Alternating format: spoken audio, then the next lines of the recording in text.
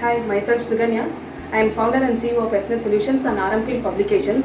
இங்கே Acharya wow schooling தவளக்குப்பம்ல என்ன chief கெஸ்ட்டாக இன்வைட் பண்ணியிருந்தாங்க. ஸோ என்ன ப்ராஜெக்ட் அப்படின்னாக்கா ஒரு skill based project spring one plus ஒன்க்கு இன்வைட் பண்ணியிருந்தாங்க.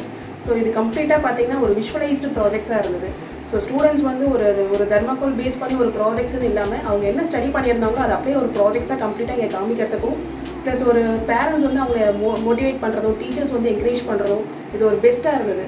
ஸோ நேம் எப்படி ஆச்சாரியா வாவ் ஸ்கூலிங்கில் இருக்கோ அதே மாதிரி ஒரு வாவ் எக்ஸ்பீரியன்ஸ்டாக இருந்தது. நான் இன்றைக்கி ஃபுல்லாக கம்ப்ளீட்டாக விஷுவலைஸ் பண்ண வரைக்கும்.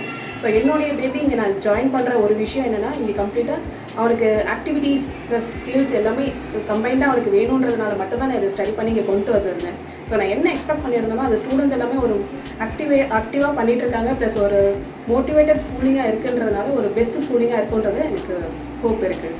Thank you for these wonderful opportunities for management principal and teachers and parents also இங்கே ஒரு குட் மோட்டிவேட்டடாக இருக்காங்க. ஸோ டீச்சர்ஸ் ப்ளஸ் பேரண்ட்ஸ் ரெண்டு பேரும் கம்பைண்டாக ஒரு ஸ்டூடெண்ட்ஸ்க்கு என்ன ப்ரொவைட் பண்ண முடியுமோ அந்த நாலேஜ் கெயின் பண்ணுறதுக்கு பெஸ்ட்டாக இருக்குது. ஸோ ஸ்டூடெண்ட்ஸ்க்கு பார்த்திங்கன்னா ஒரு ஸ்கூலிங் வந்து செகண்ட் ஹோமாக இருக்கும் ப்ளஸ் பேரண்ட்ஸ் தான் வந்து ஃபஸ்ட்டு டீச்சர்ஸாக இருப்பாங்க. ஸோ இவங்க ரெண்டு பேரும் கம்பைன் பண்ணி அந்த ஸ்டூடெண்ட்ஸ்க்கு ஒரு நாலேஜ் கொடுக்கும்போது பெஸ்ட்டாக இருக்குது. So thank you for these opportunities. Thank you so much.